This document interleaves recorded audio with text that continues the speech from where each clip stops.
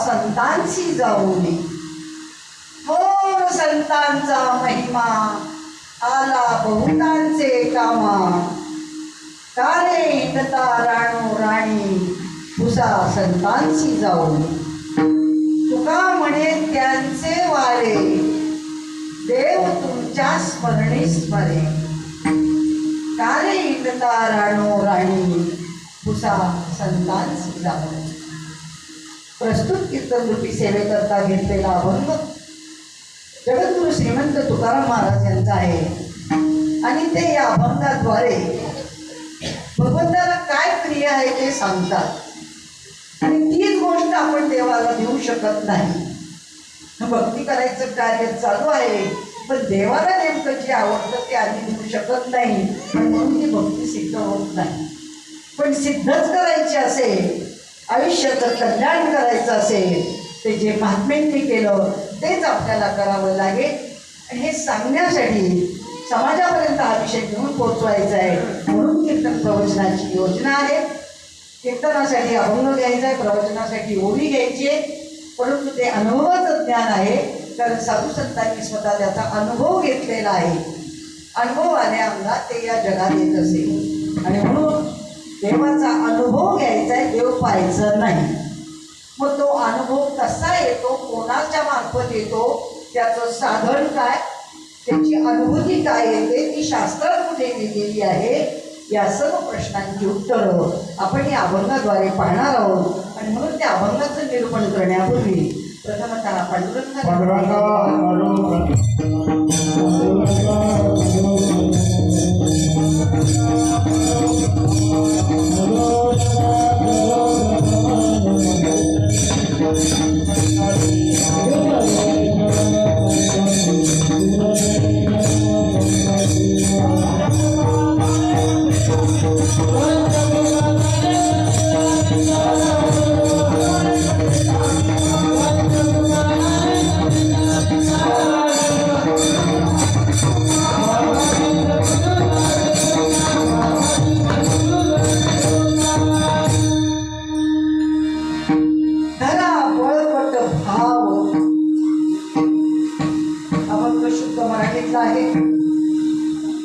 सर्वांना समजण्यासारखं आहे. माझ्या माहितीप्रमाणे तर सगळे लोक आहेत त्यांना मराठी भाषा अवगत असावी असं मी गृहीत धरत आहे. समजतंय सगळ्यांना मराठी? नक्की.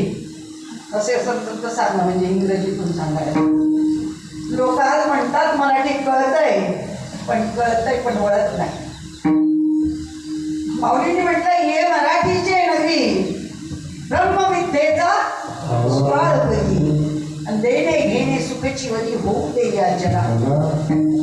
पहिला शब्द काय वापरलाय, देणे का घेणे? ब्रह्मविद्येचा सुकाळ व्हायला पाहिजे जगामध्ये. मग आता सुकाळ आहे का दुष्काळ आहे? दुष्काळ आहे.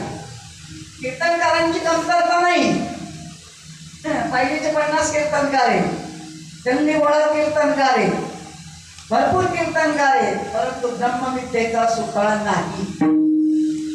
आणि ब्रह्मविद्येचा सुकाळ होण्यासाठीच कीर्तनाची योजना आहे.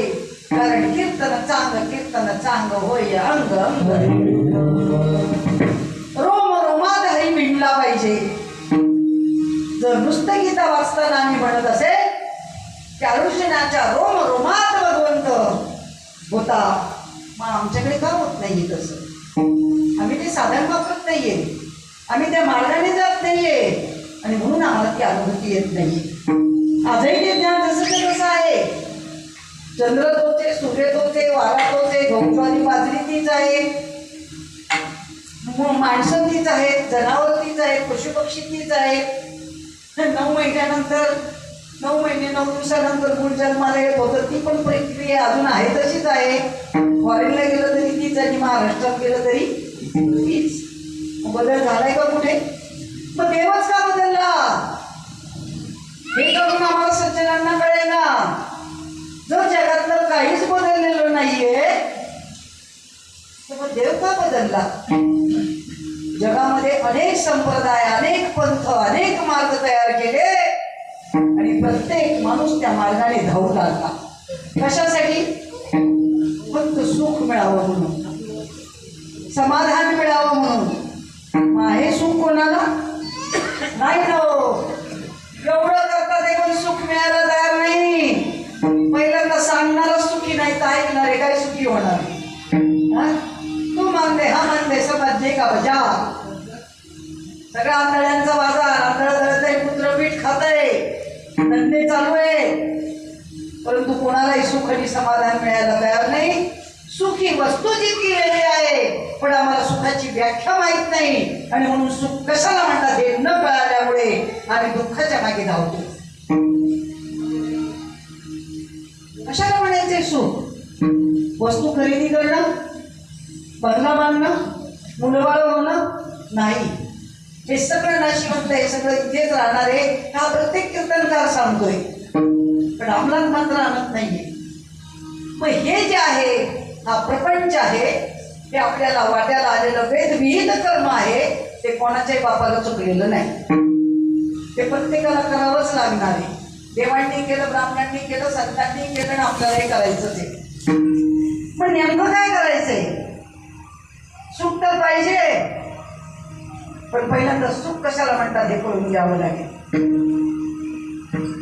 सुखाची व्याख्या ज्याला कळाली ना, तर दुःखाच्या मागे कधीच धावणार नाही. मग सुख कशाला म्हटलंय? किती आहे ते सुख? हो, तितकंच आहे. सुख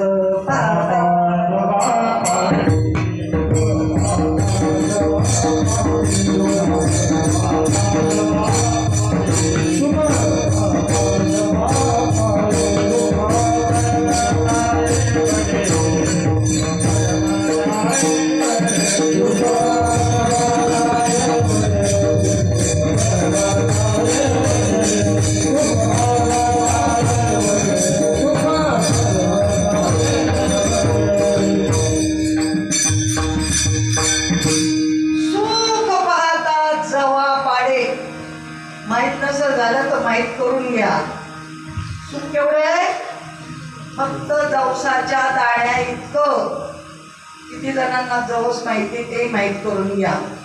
कसं सुख आहे फक्त, आणि दुःख पर्वता एवढे, आणि त्या पर्वता एवढ्या दुःखाच्या खाईत आपण रोज नांदतोय. किती भयानक आहे. दुःख बांधवडी आहे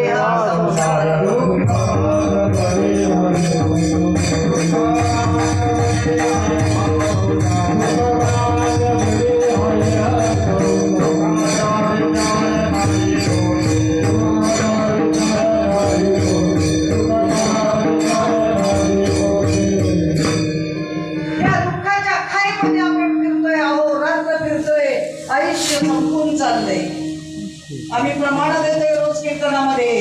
नुसतं आजा गेला, पंचा गेला, नातू गेला, सगळे गेले. अरे तू काय करतो ते सांग ना. ते गेले निघून, पण तुला काही मार्ग सापडला का नाही सापडला?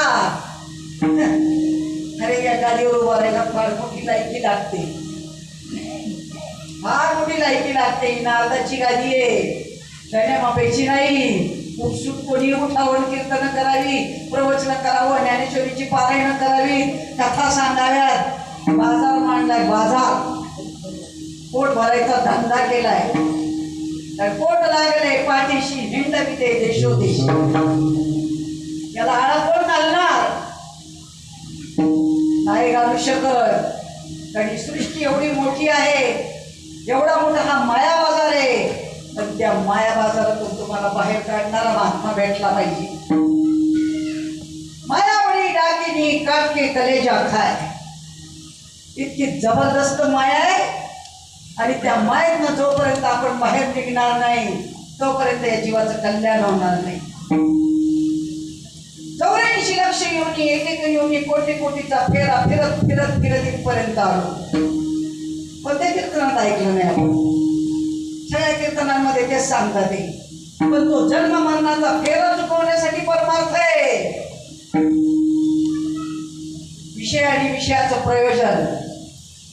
परमार्थ कशासाठी करायचा? कीर्तन कशासाठी आहे? सप्ताह कशासाठी आहे? प्रवचन कशासाठी आहे? माळा कशासाठी घालायच्या? गुरु कशासाठी करायचा? सगळ्या गोष्टीला एक प्रयोजन आहे. संसार करण्यासाठी जसं एक प्रयोजन आहे की लग्न करायचे, मुलं व्हायचे, वंश निर्मिती करायची आहे, पुढे वंश वाढवायचा आहे, तसं परमार्थाला सुद्धा काहीतरी एक रीतभात लावून दिलेली. आणि त्या रीतीने जर केलं तर परमार्थ होणार आहे. परमार्थाचा सिद्धांत काय मांडलाय? विषय आणि विषयाचं प्रयोजन, अत्यंत दुःखाची निवृत्ती आणि परम सुखाची प्राप्ती. एवढाच विषय आहे परमार्थाचा. झेंडे घ्या, दिंड्या काढा, पालख्या काढा, पायी जा, तांगड्या तोडा, उपाशी राहा, उपवास तापास करा, पायात चपला घालू नका, नवरात्र करा, सत्यनारायण घाला, हे सगळे रगडे डोंबडे. राग आला तरी चालत, माझं बोलणं परखड असतं.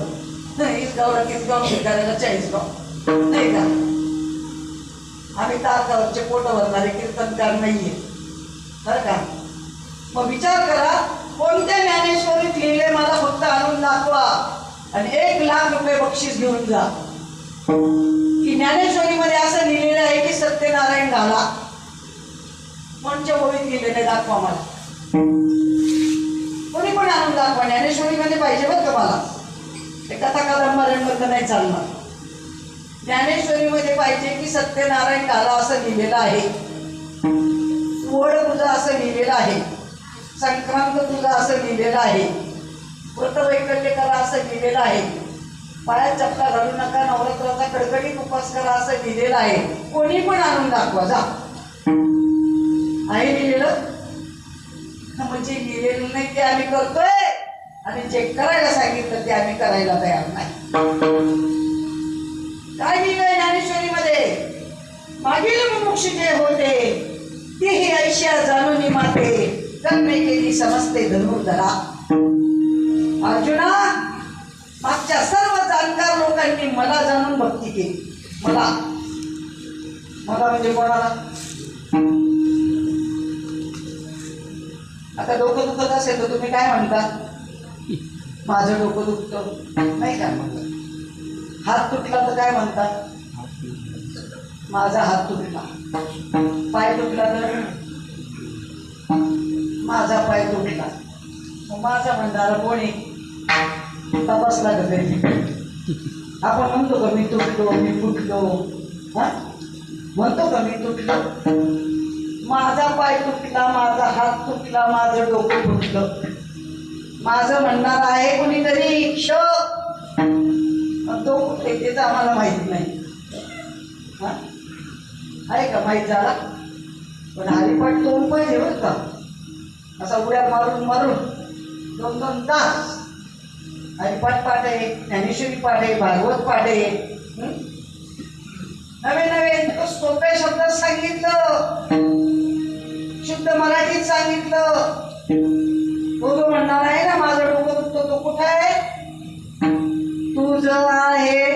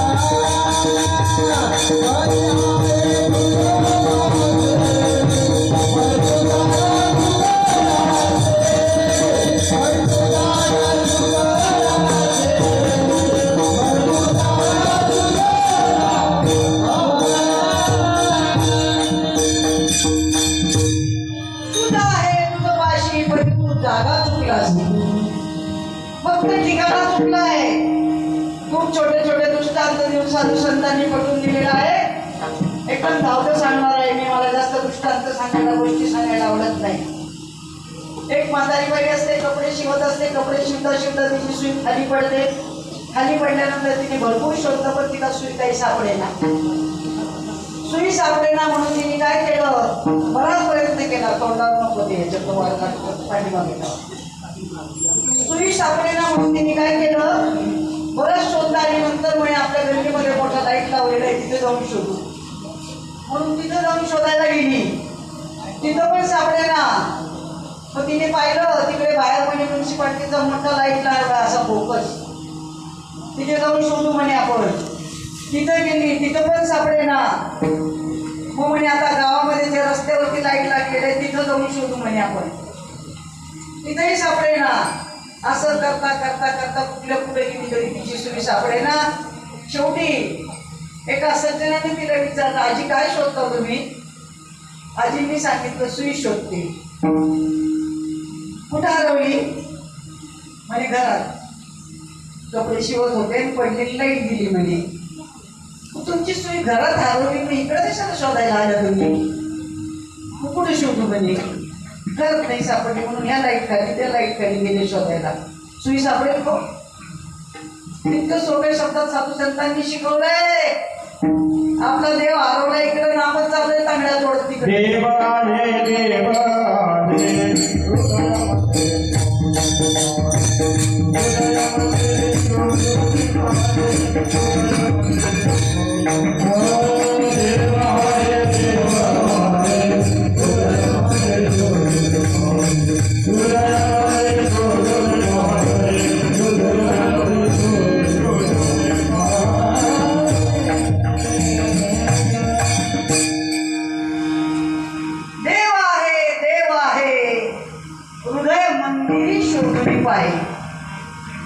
कोणी लिहून ठेवलंय?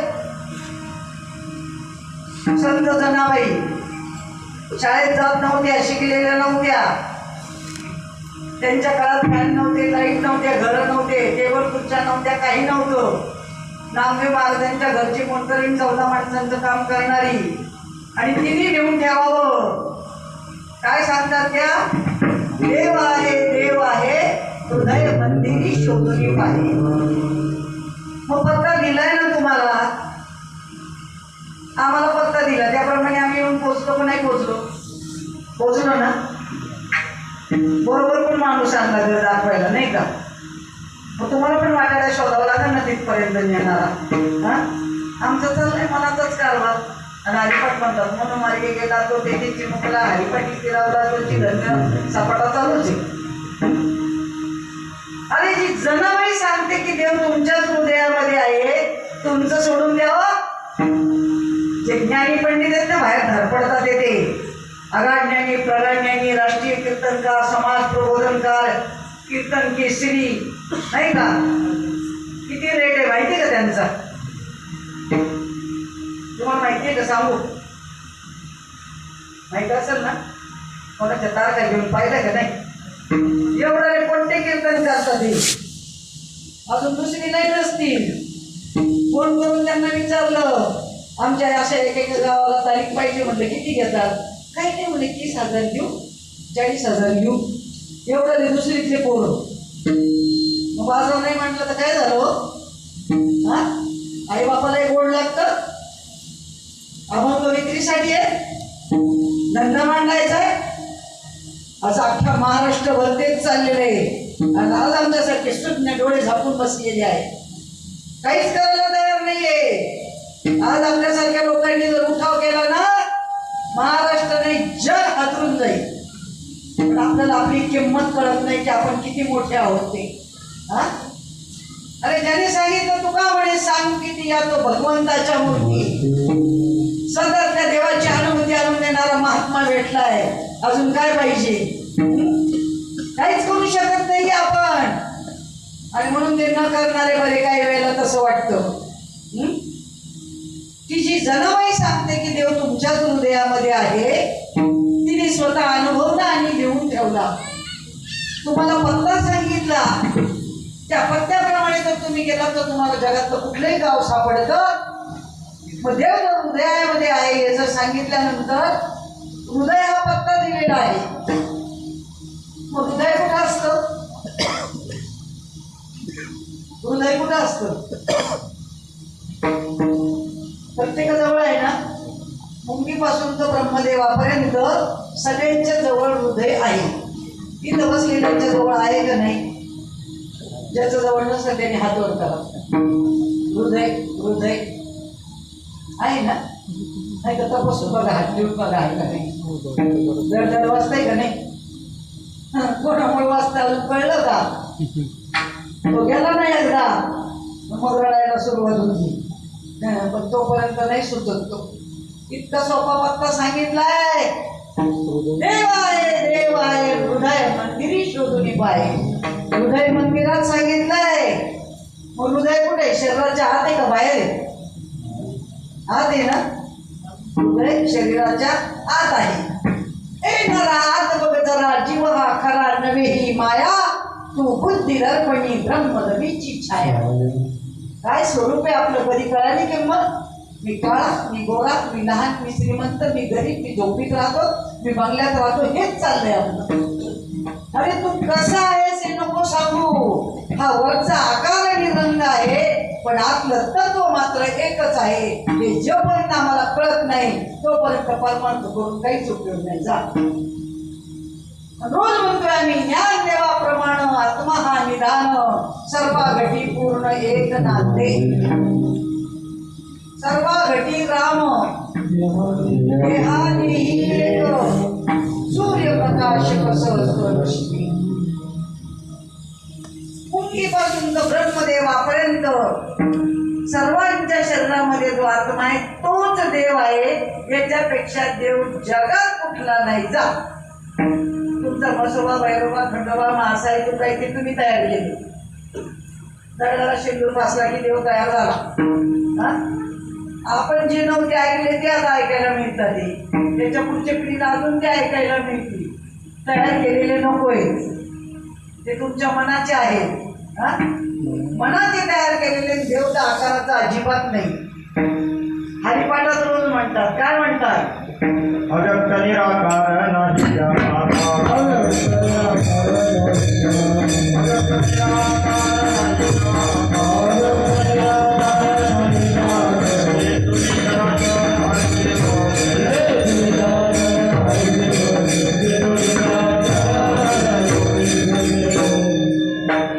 आणि इथपर्यंत जायला समाज तयार नाही.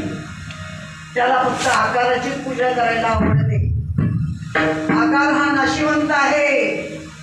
भगवंताने सांगितलंय अर्जुनाला, अर्जुना या दोन आंधळ्या डोळ्यांना चर्मचक्षु म्हणतात. या चर्मचक्षुने जेवढं काही दिसतंय ते सगळं नाशिवंत आहे. जितुकाकार दिसत नाशिवंत दातया,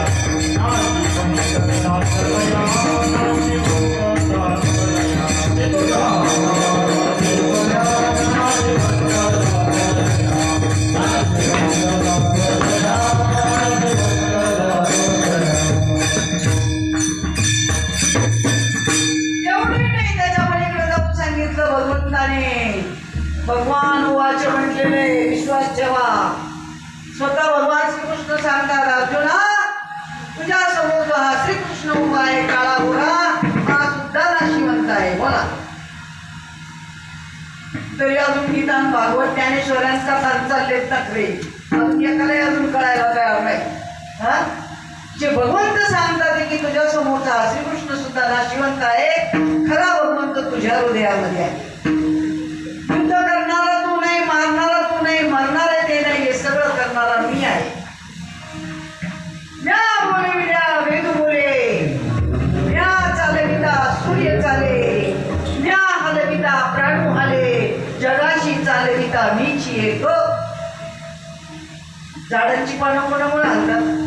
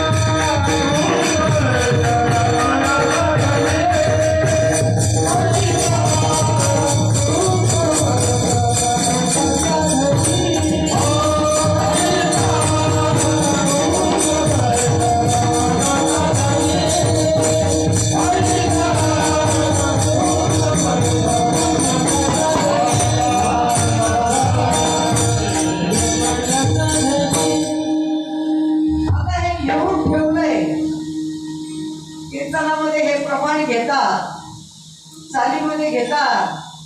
तुम्हाला ऐकायला ऐकायला कानांना गोड लागतं नाही का. आणि म्हणूनच लोकांना फक्त कीर्तन आवडतं, प्रवचन आवडत नाही. तर झोपा उडतात ना नाही का. जर डुलता येत असं तर झालं होतं. पण ते काय म्हणतात ते अजून एकालाही कळलेलं नाही. त्या म्हणणारालाही कळलं नाही, ऐकणाराला तर अजिबात कळलं नाही. तसं ते प्रमाण आपण थोडून सांगू नाही का. काय म्हटलंय त्यांनी, तुझी या सत्तेने वेदांशी बोलणे, तुझी या सत्तेने वेदांशी बोलणे, पुढे सूर्याशी चालणे तुझ्या सत्ते, पुढं ऐसा तू समर्थ ब्रह्मांडाचा धनी. हा पुढं पुढं काय वर्म एक हा विचार करा. मग जर त्याच्या सत्तेने सूर्य चालतोय, त्याच्या सत्तेने तुम्ही बोलताय, त्याच्या सत्तेने पान हालते, असा तो ब्रह्मांडाचा धनी. आणि आता तुम्हाला कधी कळणार तो यांनी चालीत पण घ्यावं. आणि म्हणून साधू संतांनी चाल नाही सांगितली, रीत सांगितली. बाबा म्हणायचे कोणाच्या तरी मांडवा खालून जा म्हणजे रीत भात कळत. आणि मग मांडवा घालून जातो, 24 तास मांडवातच आहे. इतके मोठे मोठे मांडव 25 एकरात खूप आणायच्या बाबा लोकांना. 25 एकरात मांडव. तुम्ही आमच्या नगर जिल्ह्यात येऊन ना, साखर सम्राटांचा भाई पैशाला काही कमी नाही बरं का. ऊत आलाय ऊत. हरभऱ्याच्या गोण्यात कॅनल मध्ये भिजत घालतात सप्त्याच्या जेवणाला. आमटी मोटरने हापसतात. समजते का मी काय बोलते. आमटी मोटरने हापसतात आणि ट्रॅक्टरने बुंदी वाढतात. पण तिला अवघे पोटासाठी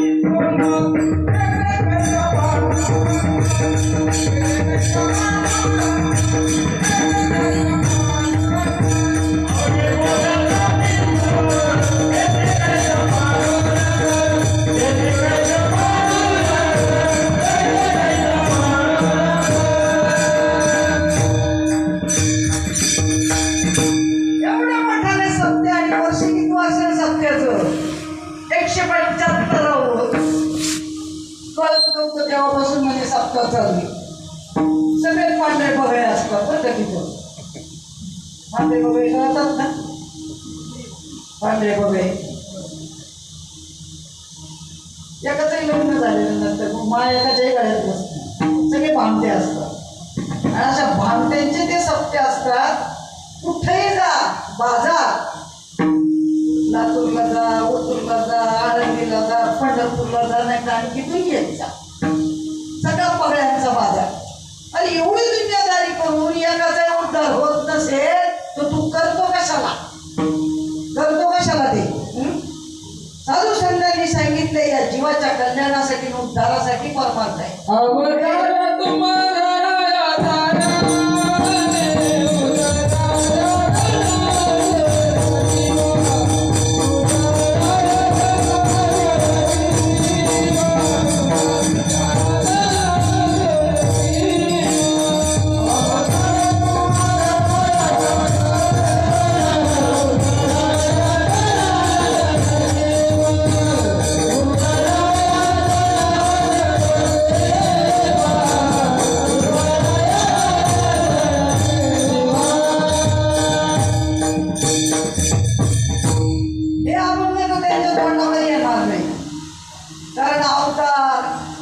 संत देव नाम प्रचिती हे तर त्यांच्या तोंडातही येणार पण नाही.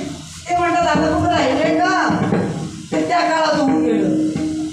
मग त्या काळात होऊन गेलं तर तू कशाला उभा राहतो या गाडीवर, कशाला आमचा टाइमपास करतो. रोज रोज 2-3 तास कीर्तन करायचे, ह्या गावाचं त्या गावाला, ह्या गावाचं त्या गावाला, रोज भिका मागत डोळ्या घेऊन फिरतोय.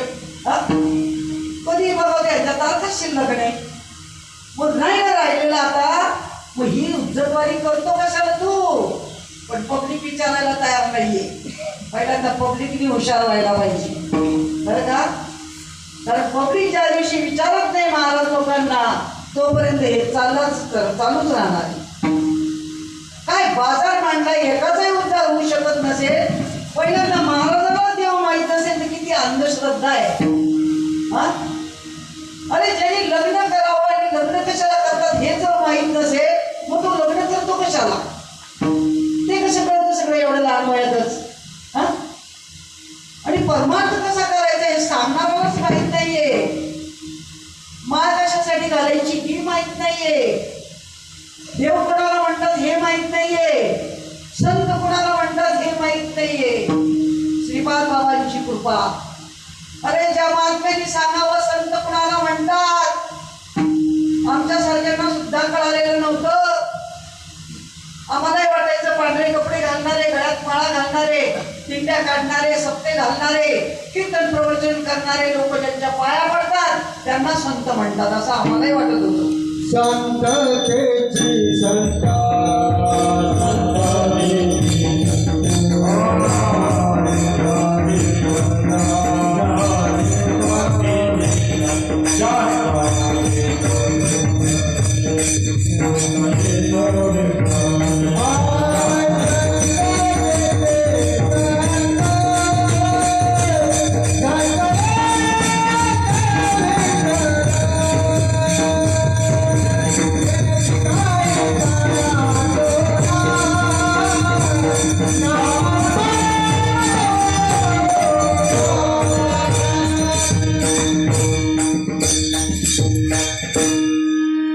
संत या शब्दाची व्याख्या महात्म्यांनी सांगावी.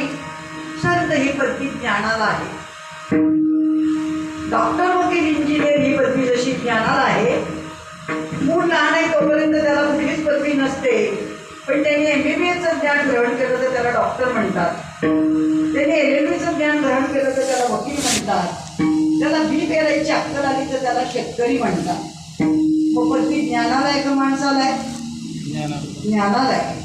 आणि महात्म्यांनी लिहून नाही ठेवलंय ते ज्ञान पैगा वरवे जरी म्हणी अज्ञानावे तरी संताया बजावे सर्वश्रेष्ठी.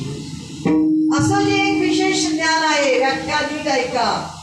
असं जे एक विशेष ज्ञान आहे की ज्या ज्ञानाने अज्ञान जातो, जन्म मरणाचा फेरा चुकतो, याची देही याच डोळा भोगी मुक्तीचा सोहळा या स्वरूपाची प्राप्ती होते. त्या ज्ञानाला संत ही पदवी आहे. आणि ते ज्ञान मात्र ज्याच्याकडे असेल तो मात्र संत महात्मा आहे. आणि त्या संतांकडनं आपल्या जीवनाचा उद्धार होणार आहे. आणि म्हणून त्यांनी प्रत्येक ठिकाणी संत शब्द वापरला. कशासाठी? ही एक भूमिका आहे. त्या संतांकडनं तुमचा उद्धार होणार आहे. किती ठिकाणी पुरावे दिले? सद्गुरू वाचवणी सापडे ना सोय, सद्गुरू नायके पूर्ण कृपा केली, निज वस्तू दाविनी माझी मदत. त्याच्या पलीकडे जाऊन सांगितलं संताविन प्राप्ती नाही ऐसे वेद देती पाय. देव ते संत देव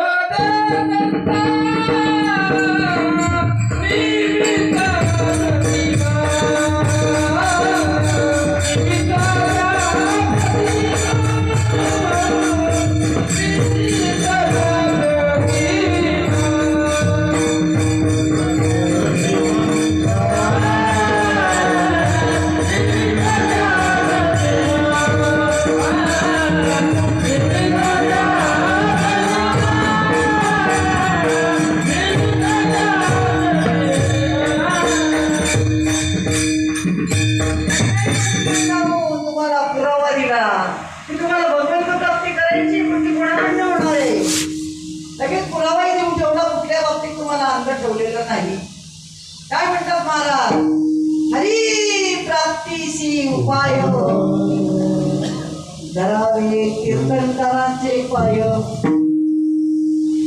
धरावे कीर्तनकारांचे पाय, धरावे महाराज लोकांचे पाय, धरावे गोवा लोकांचे पाय. असं लिहिलंय नाही ना?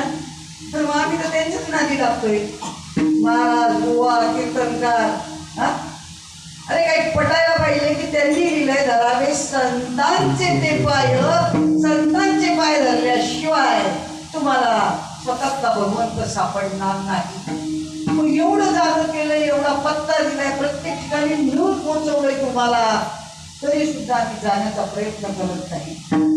हृदयामध्ये जा, तिथे देव आहे. वस्तू आतमध्ये आहे.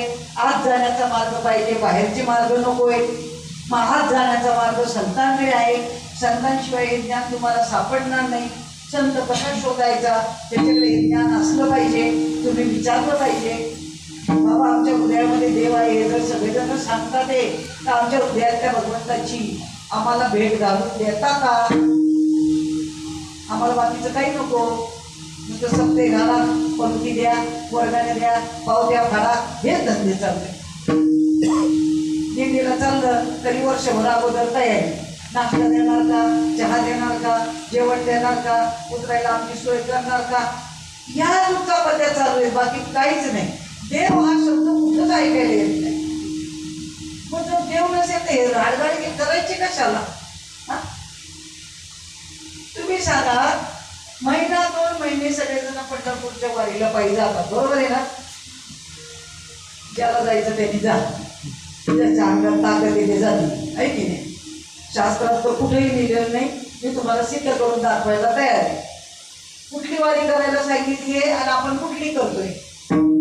काया ही पंढरी, आत्मा हा विठ्ठल आणि नांद तो केवळ पांडुरंग. देखील पंढरी देही धनीश्वरी, देखील पंढरी देही धनीश्वरी, एका जनार्दनी, एका जनार्दनी, वारी करी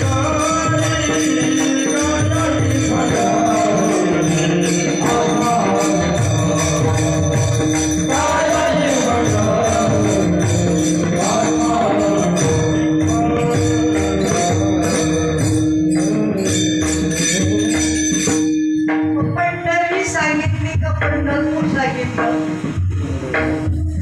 काया ही पंढरी आणि आत्मा हा विठ्ठल. आणि त्या वारीला जायला सांगितलंय तुम्हाला. आणि आम्ही कुठं चाललोय? पंढरपूरला. पंढरपूर हे गाव आहे, तीर्थक्षेत्र आहे, पांडुरंगाचं मंदिर तिथे आहे. जाऊ नये या मताचं नाही. ज्याला जायचे सगळेजण जा, दर्शन घेऊन या, पण जीवाचा उद्धार करण्यासाठी या पंढरीला जाऊ नये. कारण उठा उठी अभिमान, जाय ऐसेच फळ पूर्ण. पुढं काय? जय पंढरीची गाय.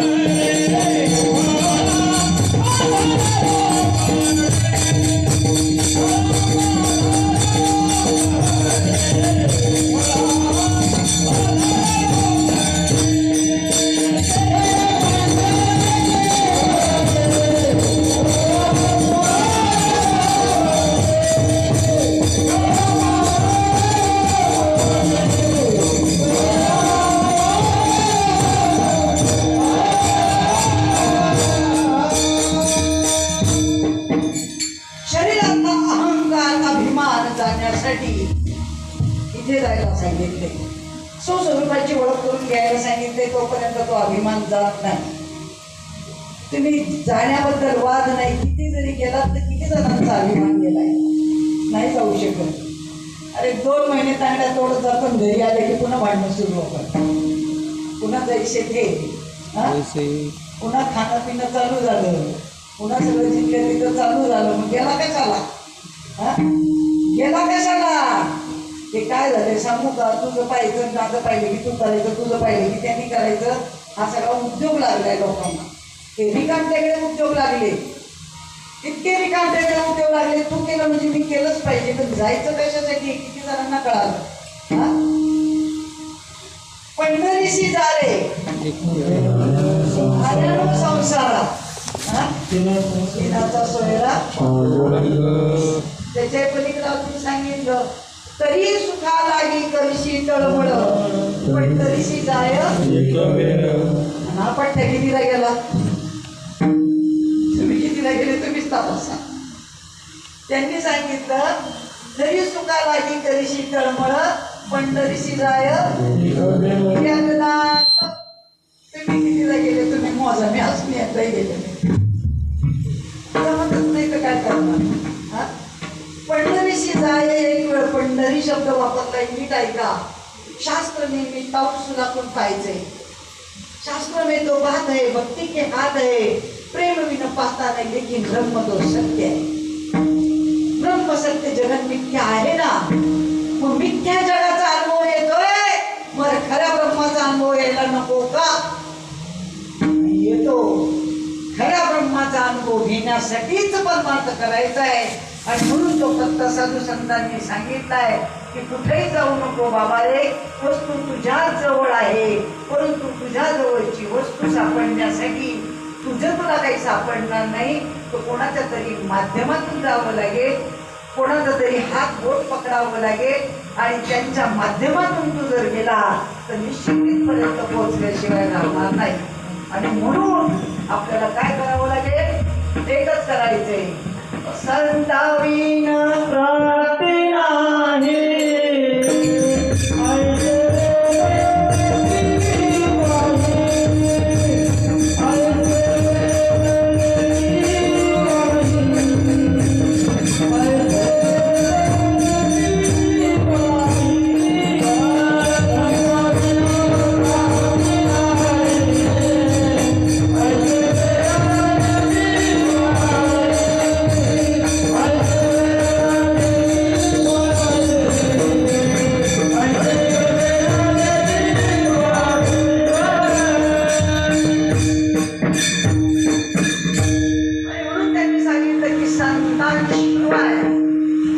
सापडणारच नाही. ही गॅरंटी कोणी दिली?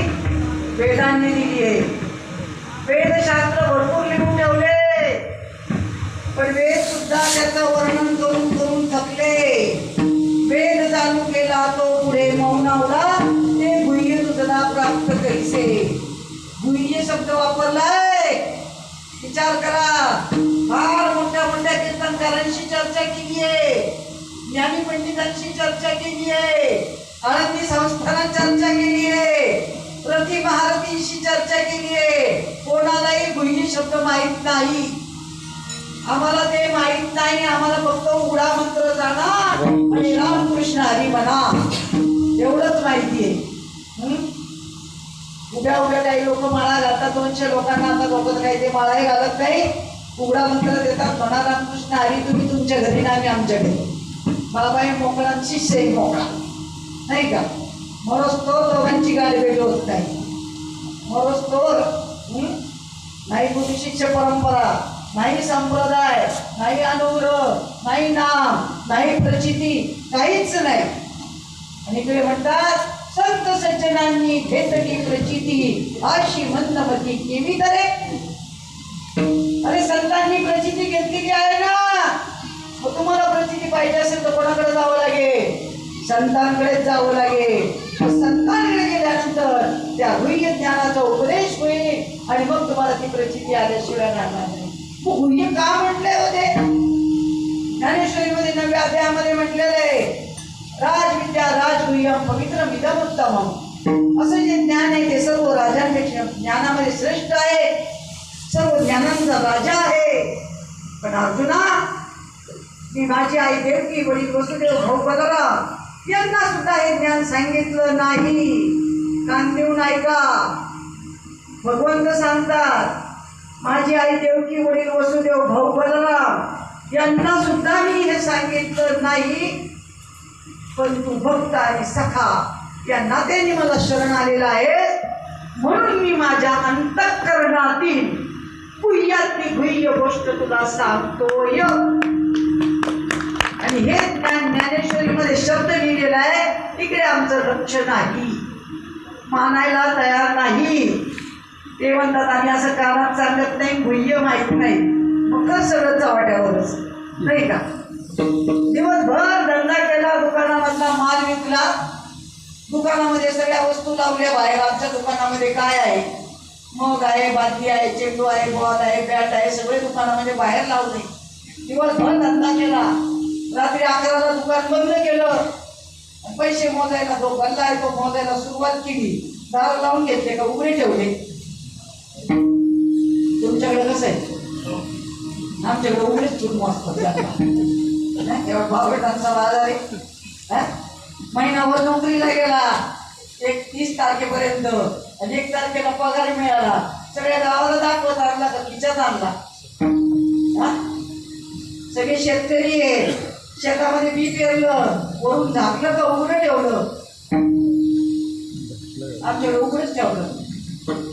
उघड रोज म्हणतात ज्ञानदेव वृत्तीशी चालत लग्नामध्ये वाढ नाम आहे. नाही का झाकायची अक्कल आहे? काय झाकून काय उघडं आखणीचा पत्ता नाही. ज्ञानेश्वऱ्या वाचतात, भागवत वाचतात, आता तर सगळे कथावाचक झाले. सगळे येडं लागले सगळ्यांना, येडं. मायाबीन माणसंबी कवडीचं ज्ञान नाही बरं का.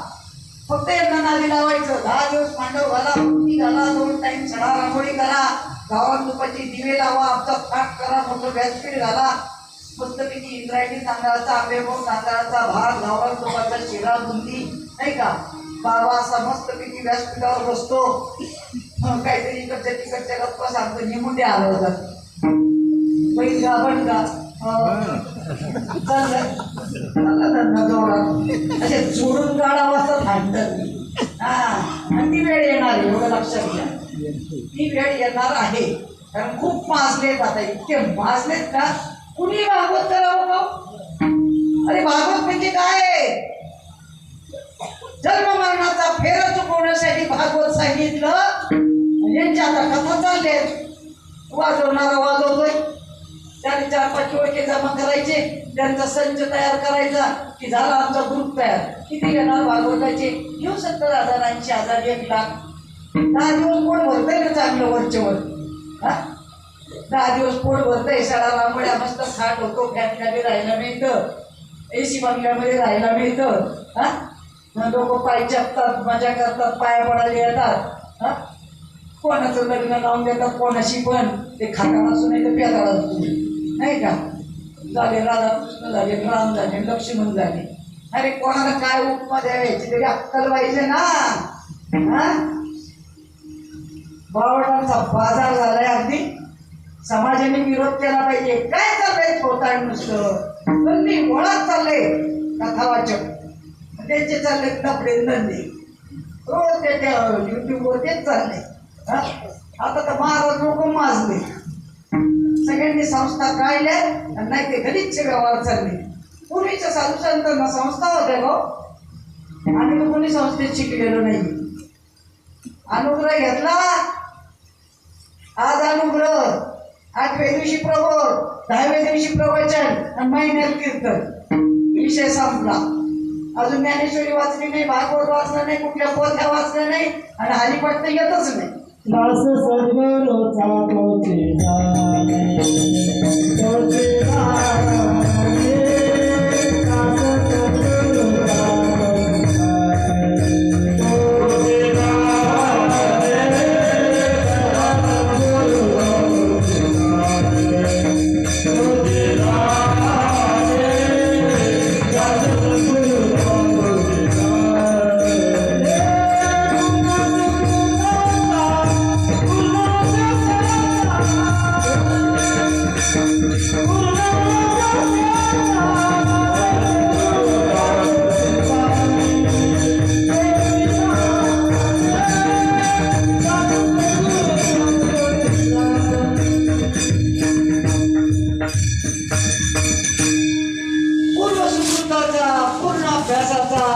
दास सद्गुरूचा तोची जाणे, तरी हे शब्द त्यांच्याकडून ऐकायला मिळायचे.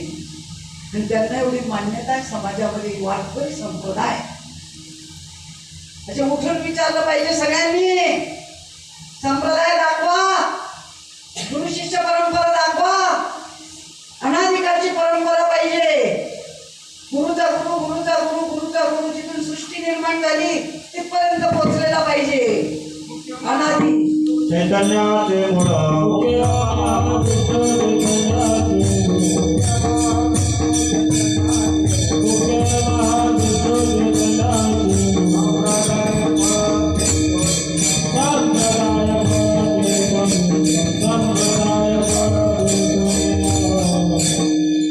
सर्व संतांनी आपली गुरु शिष्य परंपरा सांगितली.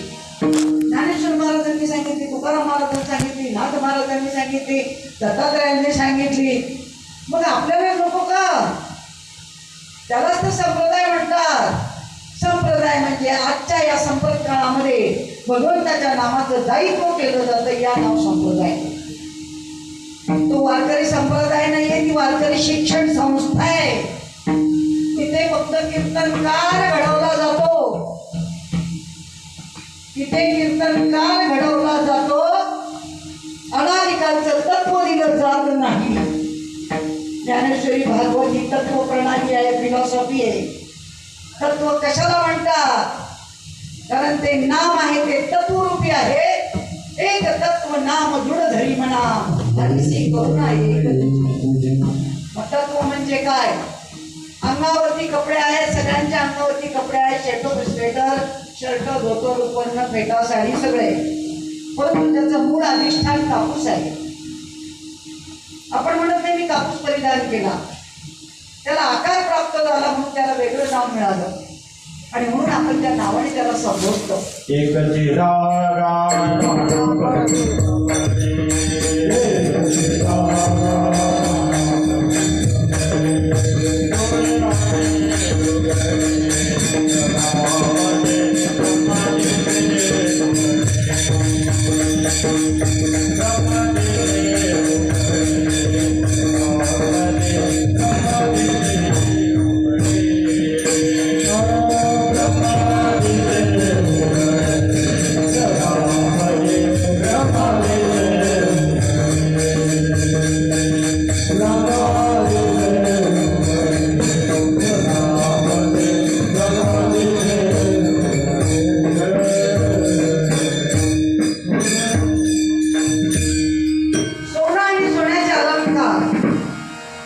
सोन्याचं बिस्किट असतं, ती एवढी मोठी लगड असते, ती अशी गळ्यात घालून फिरता येणार नाही आणि म्हणून प्रत्येक अवयवाचा दागिना बनवला त्या आकाराचा आणि त्याला त्या प्रकारे नाव दिलं. अंगठी आहे, पाटल्या आहे, बागड्या आहे, गळ्यातला आहे, मंगळसूत्र आहे, कानातला आहे, रॉकेट आहे, चेन आहे, ती नावं दिली.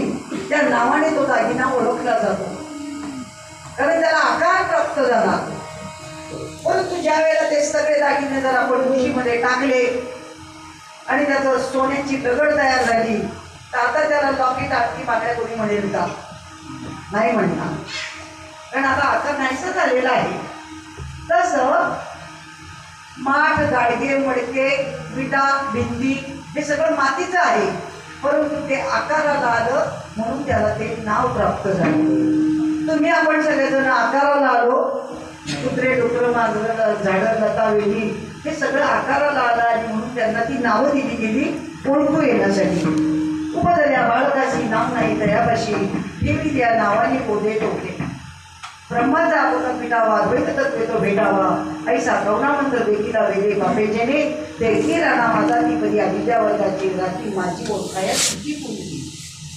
श्रुती माऊलींनी असं जे खूण करून ठेवलेलं संकेत रूपी नाम आहे त्याला नाम म्हणतात. अजून जगामध्ये 99% लोक संभ्रमात आहे की नाव आणि नाव म्हणजे काय. देहाला ठेवलेलं आहे ते नाव, ते नाशिवंत आहे, ते अनेक जणांचं आहे, परंतु नाम म्हणजे आत्म्याला संकेत रूपी ठेवलेलं नाव आहे आणि त्या नामाने तुम्हाला भगवंत सापडणार आहे. मग तुम्ही सांगा, आकाराला नावं दिलेली आहेत. आपण आता पुरावे पाहिले, दागिने पाहिले, कपडे पाहिले, याच्या मातीच्या वस्तू पाहिल्या. 10 माठ ठेवलेले, त्याच्यामध्ये पाणी ठेवलेले आणि सूर्याचं चंद्राचं प्रतिबिंब पडलेलं आहे. 10 माठांमध्ये पडलेले, मग 10 चंद्र आहेत का? नाही, तेवढे आकार त्याच्यामध्ये प्राप्त झालेले आहेत. त्याच्यातलं एखादं गाडगं फुटलं, 9च राहिले, मग काही तेवढे आहेत का? नाही, ते पडलेलं प्रतिबिंब आहे. आरशामध्ये आपण ज्या वेळेला पाहतो त्यावेळेला आपलं प्रतिबिंब आहे, परंतु आरशामध्ये जर आपला चेहरा दिसत नसेल, आरशावरती जर धूळ असेल किंवा कलर लागलेला असेल किंवा डांबर लागलेला असेल आणि त्याच्यामुळे जर आपल्याला आपला चेहरा दिसत नसेल तर आरसा पुसावा का आपलं थोबाड पुसावं? काय पुसलं पाहिजे? आरसा स्वच्छ केला पाहिजे ना. आपलीच रंगरंगोटी चालली या पुसून. आणि चित्तरूपी आरसा स्वच्छ झाला पाहिजे तर आपलं प्रतिबिंब आपल्याला त्याच्यामध्ये दिसेल. आणि म्हणून जाळा कशाला लागला पाहिजे? चिंतन चिंतन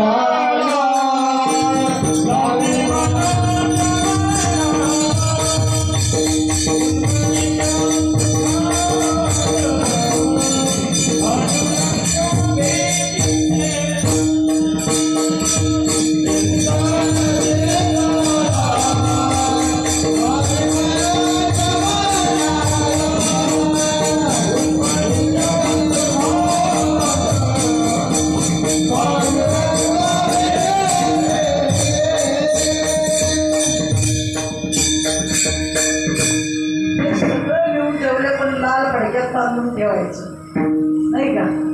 चिंतन चित्ताला लावी मनाच्या मनाला. बघा मनाच्या वरती एक मन आहे आणि त्याला जाळा लावला पाहिजे चिंतनाचा. मग मनीच्या सुखात आणि पांडुरंग भेटत येतो. मग पांडुरंग कुठे भेट येतो आत का बाहेर. आमचं चाललंय बाहेरच भेटायला आलं गाव. भेटले पांडुरंगाला आले हा नाही ना हो. आत्मा पांडुरंग भेटला पाहिजे. जोपर्यंत आत्मा भेटत नाही तोपर्यंत सुख आणि शांती मिळणार नाही. आणि आत्मा भेटण्याची जी लक्षणं आहेत ती साधू संतांनी लिहून ठेवली. तुकाराम महाराज सांगतात कंठी प्रेम लाटे, कंठी प्रेम लाटे निरलो, कंठी प्रेम लाटे निरलो, कंठी प्रेम लाटे निरलो, कंठी प्रेम लाटे निरलो, हृदये भरते राम, हृदये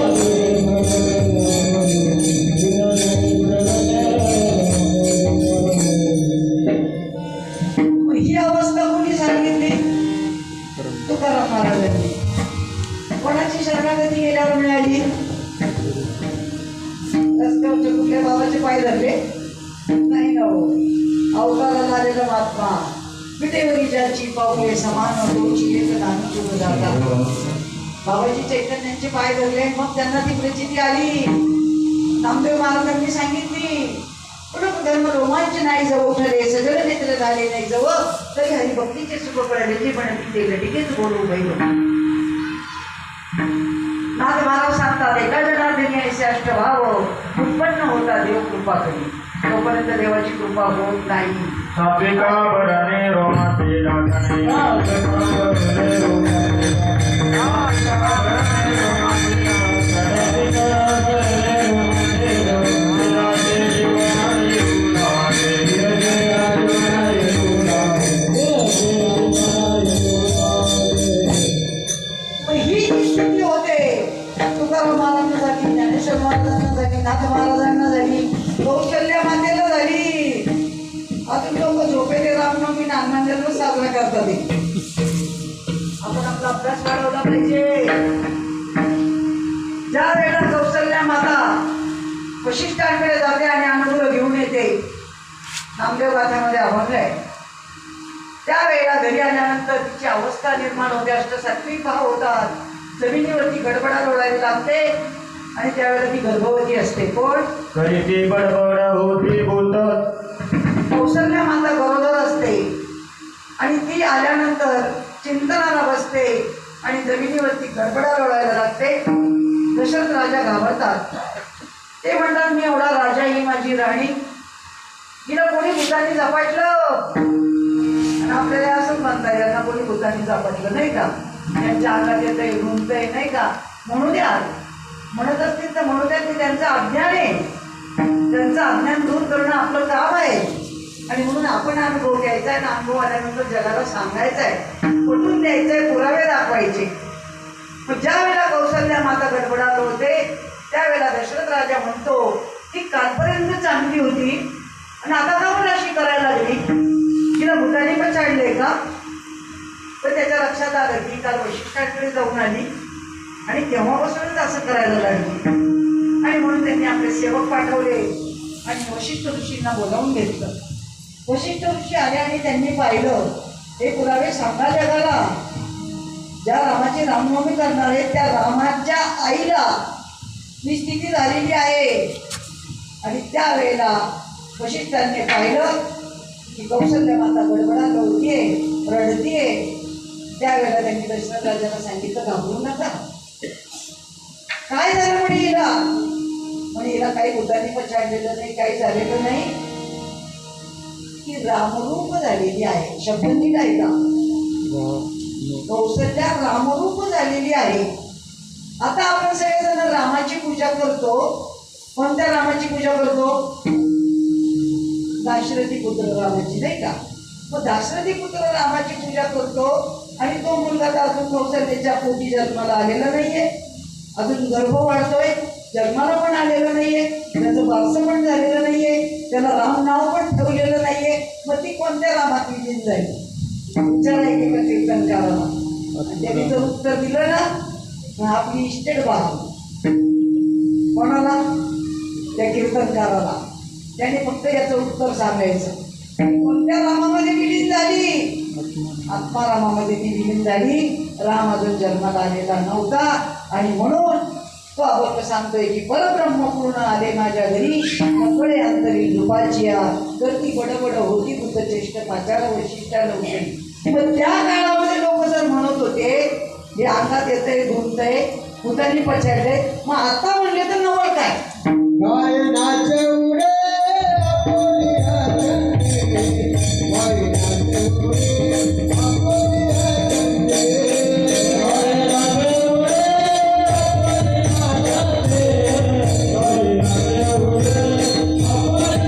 आचंदे गायनाचे आवडीचे मानाचे आवडीचे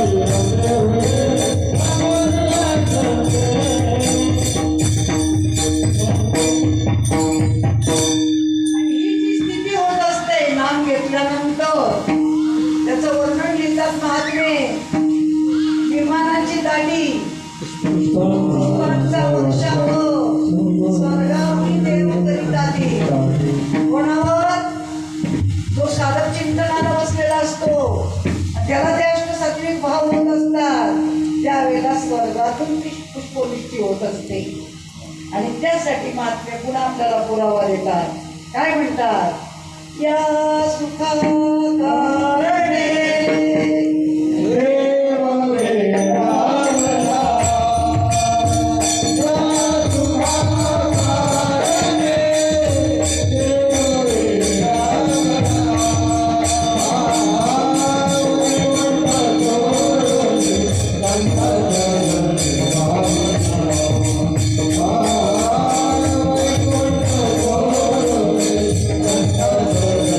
देव वेडावला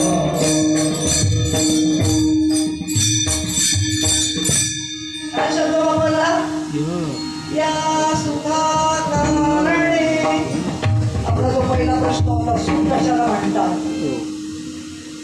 सुख याला म्हणतात बरं का फक्त आणि हे पावसाच्या गाणे तो सुख आहे आणि ते मिळवण्यासाठी एवढे जन्म आपल्याला घ्यावे लागले आणि तिथून इथपर्यंत आलो आणि ज्याला सद्गुरू संत भेटतील तो त्यांच्यापर्यंत शरण जाईल अनुग्रही त्या नामाचं चिंतन करेल आणि चिंतन केल्यानंतर शास्त्र संपत ज्या वेळेला त्याला अष्टसात्विक भाव होतील त्यावेळेला हे बोललं जाईल की या सुखा कारणे देव वेडावला आणि वैकुंठ सोडून संता सदनी राहिला पण त्यांनी लिहून ठेवलेलं फोटो आहे का तर प्रत्येक शब्द आज खरा होतोय आणि तो आपल्या जीवनामध्ये अनुभवाला आणायचा आहे शास्त्र खरं आहे शास्त्र कधीच खोटं नसतं आणि त्या शास्त्राची प्रत्यक्ष अनुभूती आपल्याला घ्यायची आहे आणि त्या अनुभूती घेण्यासाठीच आपण जन्माला आलेलो आहे आणि त्या अनुभूतीला भाव म्हणतो भाव भाव देव भावाचा मुख केलेला आहे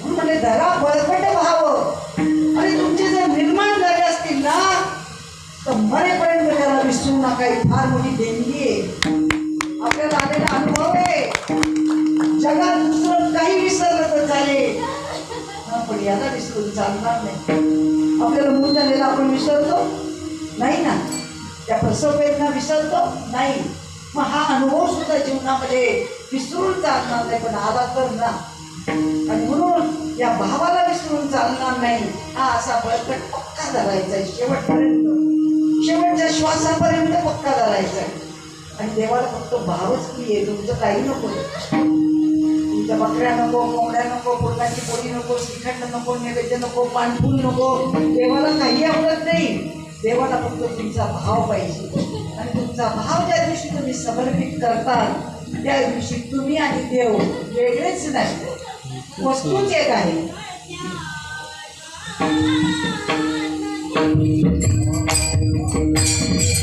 नको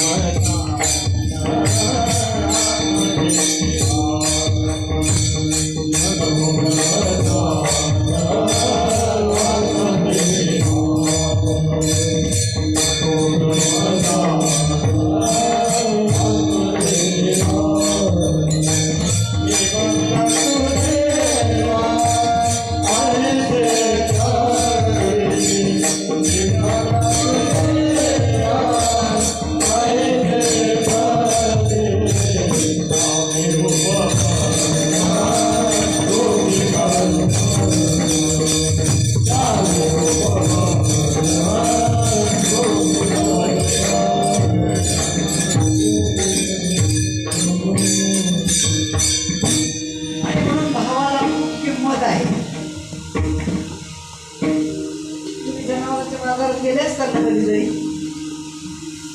तुम्ही फोन केल्याच करणार असं करतो म्हणून तिथं मला लोक सांगतात मी काही दिलेले नाही पाहिलंय का कोणी असतं ना असं वा असतं का नाही दाखवून कपड्यावर किती जणांना माहिती होते त्या बाजाराला कोणाकोणाला माहीत असतं देणार आणि पहिला शब्द प्रत्येक ठिकाणी देवर का देणारा भीतीने पहिला शब्द देणारा इथे सुद्धा देणारा आणि घेणारा या दोघांनाच ते माहीत असतं काय चाललंय ते बरं का बाकीच्या बाजाराला काही घेणं नाही तशी आपली कीर्तनं फक्त त्यांनाच कळतात बाकीच्यांना डोक्यावरून जातात काही उपयोग नाही ते वाटत ते काय बोलतात कुळदेवानी नामदेव महाराज आहेत तेच म्हणत होते पण शेवटी हे भाव निर्माण होण्यासाठी त्यांना औंध्या नागरिकांना पाठवावंच लागलं नामदेव महाराजांना वारकरी होते डाळकरी होते कीर्तनकार होते प्रवचनकार होते वारकरी होते देवाची पूजा करत होते त्यांच्या हाताने देव दूध पीत होता जेवत होता सगळं होतं तुमच्या आमच्या हाताने तर काहीच होत नाही तरी त्यांना पाठवावं लागलं औंध्या नागनाथला कारण तुम्हाला गुरु शिष्य परंपरा जिवंत कशी आहे हे दाखवायचं होतं अजूनही बाजार दुनियांना कळत नाही की गुरु शिष्य परंपरा कशाला म्हटली त्या नामदेव महाराजांना औंध्या नागनाथला का पाठवलं कोणाकडे पाठवलं विसोबा खेचर किती लायकीचे होते लायक होते का नालायक होते नालायकच होते नाही का त्यांनी ज्ञानेश्वर महाराजांना खापर मिळू दिले नाही आतून नाट छळलं त्रास दिला आणि अशाकडे पाठवलं अजून एकाने प्रश्न निर्माण नाही झालो की ज्याने खापर मिळू दिलं नाही ज्याने एवढं ज्ञानेश्वर महाराजांना छळलं आणि मग त्यांच्याकडे का पाठवलं नामदेव महाराजांना अजून एकही विचाराला पण नालायक असताना नाही पाठवलं त्यांच्यामध्ये परिवर्तन केलं कोण होतास तू काय झालास त्यांना आपल्यामध्ये आत्मसात करून घेतला एवढे त्रास दिला तरी सुद्धा महात्मे दूर लोटत नाही गटाला जशी नदी आपल्या जवळ घेते नदीला पुन्हा समुद्र जवळ घेतो गोडी बाबडींना सुद्धा ते चंदन जवळ घेतो तसं संतांची प्रवृत्ती असते आणि त्याप्रमाणे नामदेव महाराजांना औंध्या नागनाथला पाठवलं पण कोणाकडे पाठवलं तर विसोबा खेचरांकडे पाठवलं आणि त्या विसोबा खेचरांनी शरणागती करून 3 वर्षात त्यांना संत या पदाला बसवलेलं होतं तेच कार्य आपल्या श्रीपाद बाबांनी केलं प्रत्येक महात्म्याला त्या पदापर्यंत घेऊन पोहोचवलं आज जगामध्ये अधिकारी वस्तू सुद्धा कोणाला माहीत नाहीये अनुभवही माहीत नाहीये या व्यासपीठावर उभा राहण्यासाठी सुद्धा अधिकार लागतो माळ घालायला सुद्धा अधिकार लागतो तो अधिकार सुद्धा माझ्या श्रीपाद बाबांनी शिकवला गुरु शिष्य परंपरा श्रीपाद बाबांनी दिली अनुभव फक्त श्रीपाद बाबांनी प्रसार केला अवस्थेचा प्रसार सुद्धा श्रीपाद बाबांनी केला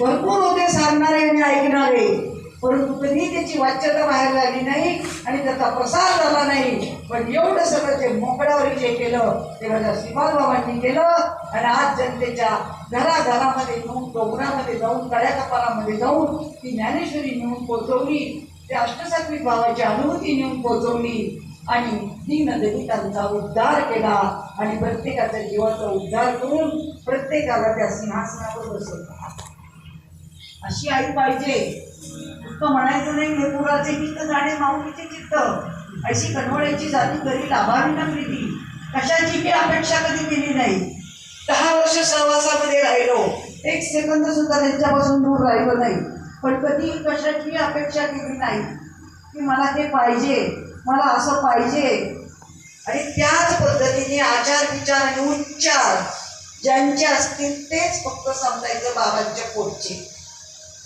नाही तर काही उपयोग नाहीये कारण बाबा बाबा म्हणाले की कोण लागतं श्रीपाद बाबांनी असं केलं श्रीपाद बाबांनी तसे केलं अरे केलं पण तू काय करतो ते सांग ना तू काय करतोय तू बाजार मांडलाय त्याच्याशिवाय तू जातच नाही कुठे हे सोडून बोलतो आणि त्या पदापर्यंत तुझ्या लोकांना नेऊन पोहोचो, अधिकार पदापर्यंत नेऊन पोहोचो, प्रत्येकाच्या घरात जाऊन हा विषय सांग आणि प्रत्येकाचा उद्धार कर.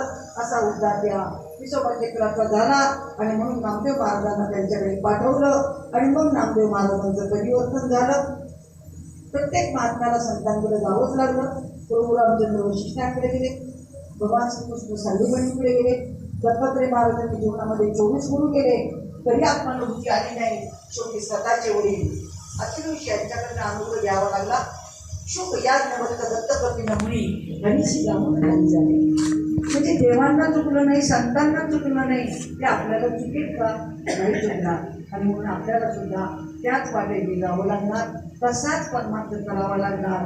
आणि म्हणून तो जो भाव आहे, तो भाव होणं खूप गरजेचं आहे. लोकांनी नावं ठेवले, ठेवू द्या. लोक हसतात ते हसू द्या, काय करतात ते करू द्या, त्यांच्याकडे लक्ष देऊ नका. फक्त आपल्या जीवनाचा उद्धार कशाने होईल ते पहा. आणि अवस्था झाल्याशिवाय परमार्थ होत नाही, हे पहिल्यांदा फिट करा. कारण अवस्था जर झाली तरच चित्तशुद्धी होते, चित्तशुद्धी झाली तरच ज्ञान होतं. हे एवढं जे सगळं ज्ञान आहे ते चित्तशुद्धी झाल्यावर होतं, बरबडलेल्या चित्तामध्ये ज्ञान होत नाही. आणि म्हणून अष्टसात्विक भाव म्हणजेच ती अवस्था होणं खूप गरजेचं आहे. त्याच्या बाबतीत कंटाळा करून चालणार नाही. नाम घेताना लाजायचं नाही, पोट भरून ते नामस्मरण करायचंय आणि जशी होईल तशी अष्टसात्विक भाव होऊन द्यायची.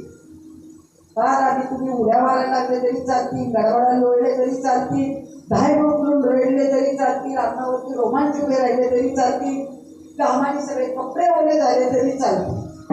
साधकाच्या हृदय मंदिरात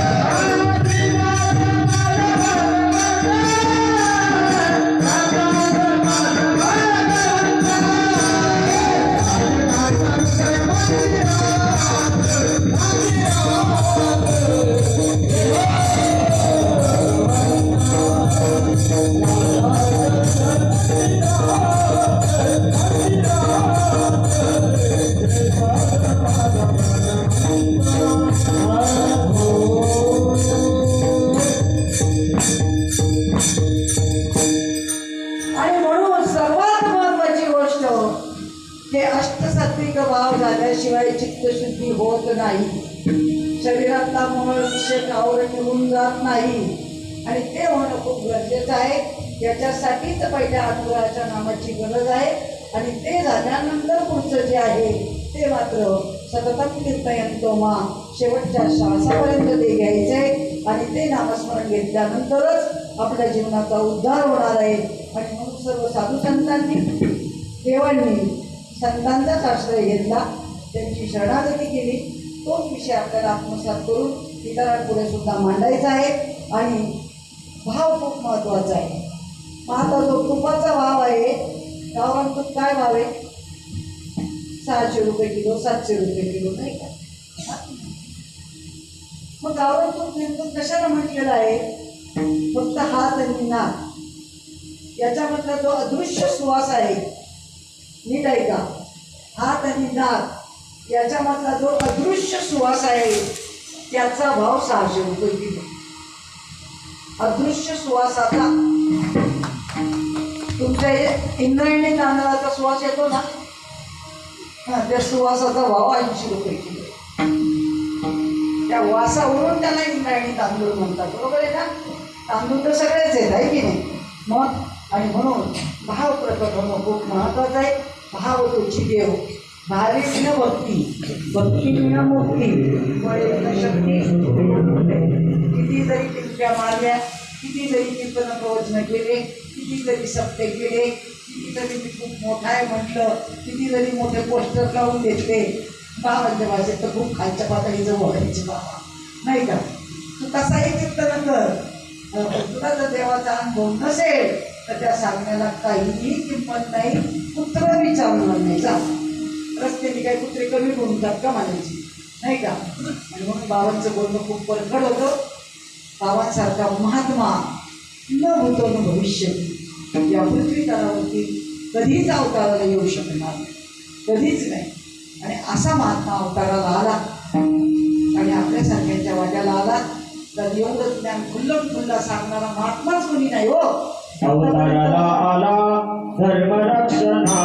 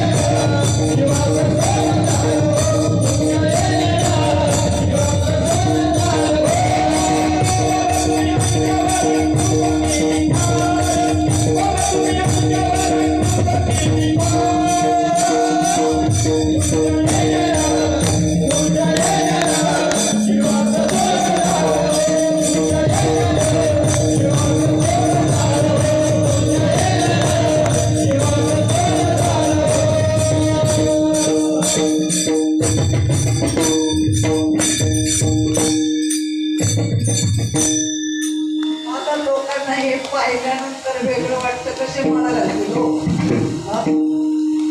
ज्या वेळेला बाबा 85 साली राहिले विद्यापीठात आले, हे रान भेटलं होतं.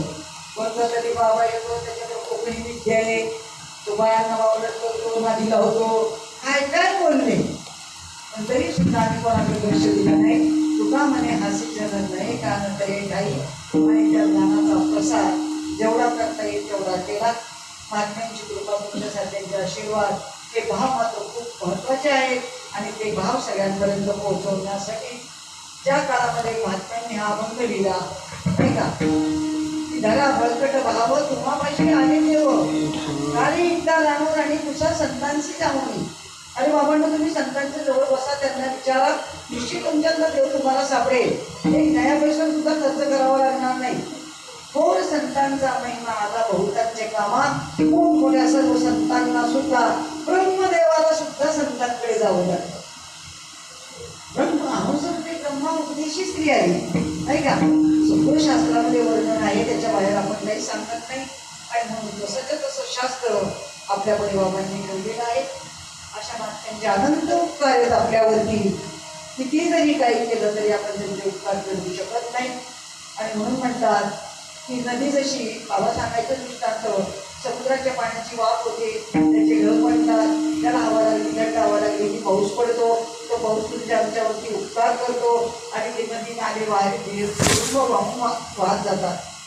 आणि ते नदी नाले वाहत वाहत वाहत वाहत ते गटार काय करतात, नदीला जाऊन मिळतात. नदीला मिळाल्यानंतर ते गटारांचं नाव संपतं, नदी रूप बनतात. नदी पुन्हा वाहत वाहत काय करते, समुद्राला जाऊन मिळते, आहे की नाही? ती सुद्धा समुद्र रूप बनते, तिचं नाव सुद्धा पाठीमागं शिल्लक राहत नाही. तसं हे ज्ञान घोटीकडनं आलं आणि पुन्हा घोटीकडे चाललं, आहे की नाही? म्हणजे समुद्रातून आलं आणि समुद्राकडे पोहोचलं, अशी ती तरा आहे. आणि म्हणून त्या काळामध्ये जरी तुम्ही ऐकलं नाही तरी आता त्या मनाने भरपूर लोकांपर्यंत तो विषय जाऊन पोहोचवला. पोहोचवण्यासाठी अधिकारी वर्ग आहे आणि त्यांच्या पद्धतीने ते कार्य करतात, त्यापर्यंत पोहोचवण्याचं कार्य करतात आणि ज्यांचं प्रारब्ध फळाला येईल ते मात्र शरणाल्याशिवाय राहत नाही. कारण हा विषय प्रारब्धाचा आहे. प्रारब्धाची डोळे धरणं, प्रारब्धाची वाडे मारणं, ते फळाला आल्याशिवाय तुम्ही संतांपर्यंत जाऊ शकत नाही. वर जर तुम्ही गेला तरी उपयोग नाही, नाही का? शब्द नाही का, कार्पेटनी गेली ती कोणती काही उपयोगाची नाही, नाही का? इथं कार्पेट टाकून काही उपयोग नाहीये. चिंतनानेच अवस्था व्हायला पाहिजे. बळजबरीने करण्याचा प्रयत्न करायचा नाही, प्रबोध घ्यायची काही करायची नाही. तर काही लोकांना वाटतं लगेच आपल्याला प्रबोध झाला पाहिजे, असं काही नाही. जेवढं ते जिरलं पाहिजे, मोडलं पाहिजे, तेवढी अवस्था बदलून झाली पाहिजे, तेवढे विचार आपले बदलतात, आपल्या अंतःकरण वृत्ती मोकळी होते आणि ज्ञानाची प्राप्ती जास्त होते. आणि म्हणून त्याच्या पाठीमागे न लागता आपल्याला जास्तीत जास्त अनुभूती कसं येईल याचा प्रयत्न करा. आणि म्हणून जीवनामध्ये भाव खूप महत्त्वाचा आहे आणि तो भाव तुमच्या पुढे सांगण्यासाठी त्या अभंगाची निवड केली. त्या अभंगाचं निरूपण तुमच्या पुढे केलं. परंतु त्यांनी सांगितलंय की तुका म्हणे त्यांचे वारे, त्यांचे म्हणजे कोणाचे? तुम्ही ज्याचं चिंतन करतात ना त्याचं व्हायचंय. त्याचं जर तुम्ही झाला तर तुम्ही कुठं म्हणले की तो उठणार, बस म्हणले की बसणार. तुमचं चिंतन कोण करते? तुम्ही आता चिंतनाला बसला नामस्मरण करायला, ज्यांनी अनुग्रह घेतला की तुम्ही रामकृष्ण म्हणत असू नाही तर ओम नमः शिवाय म्हणत असतो. तुम्ही चिंतनाला बसल्यानंतर चिंतन कोण करत असतं? तुम्ही करता चिंतन? तुम्ही करता का? नाही ना हो. मेलेलं म्हणत तरी चिंतन करू शकणार नाही का? मग चिंतन कोण करतोय? तोच करतोय. त्याचं चिंतन तोच करतोय, पण तुम्हाला त्याचा पत्ता नाही. आणि म्हणून तुका म्हणे त्यांचे वारे, त्याची ओळख करून घ्या. आपण चिंतन करतोय ते आणि देव तुमच्या स्मरणीस जाईल.